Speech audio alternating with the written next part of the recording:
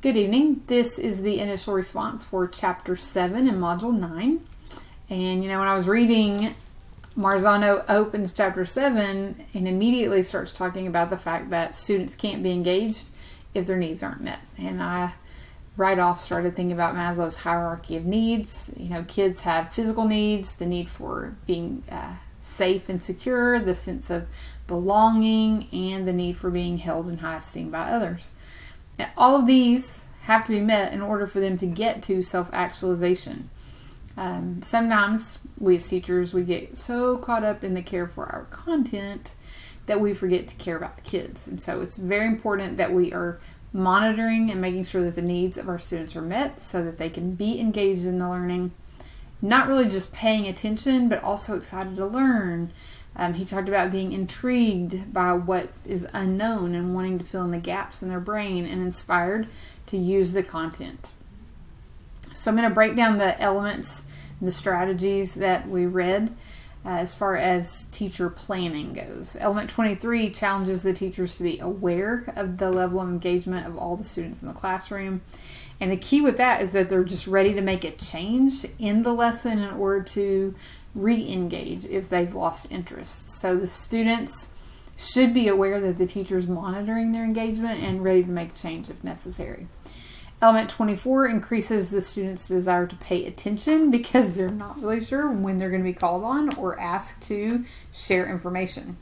Element 25 involves physical movement, and so it's when the teacher strategizes using physical movement in the classroom, gets the blood moving to the brain, energizes the kids, and they're able to process the content a little better. Element 26 involves the teacher and students increasing their energy levels by increasing and decreasing the pace of the class. And the teacher, monitors the class to know when she can speed up and when he or she needs to slow down. Element 27 incorporates enthusiasm into the class. It blows my mind to see teachers teaching content that they're so negative about and there's no passion in them to teach, and then they wonder why their classroom management problems, why there's issues in the class. When a teacher incorporates some enthusiasm into the class about the content and they're excited about the content, then the students are more likely to be, and that's when you can get students engaged. Element 28 catches the students' attention with unusual information. It intrigues the students.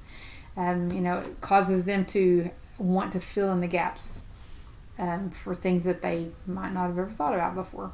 Element 29 sparks some friendly controversy among students, and it engages them in the content because students like to sort of debate things. Element 30 involves academic games, and they love it when friendly competition is included.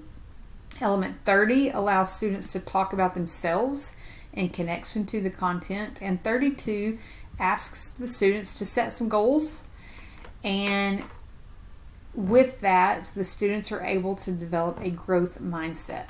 It helps the students become self-motivated and inspired to learn the content and strive to reach their goals. In planning, teachers should consider all the different instructional strategies and ways that they can assess engagement with potential changes to the lesson to increase the engagement throughout the lesson. The implication for change here would be a teacher who evaluates what is most important in the learning and then creates engaging lessons to motivate students to learn. Sometimes teachers are just overwhelmed by the large amounts of content that they have to cover. So evaluating what's most important for students to walk away with helps them to figure out, how to engage students in that in the priorities.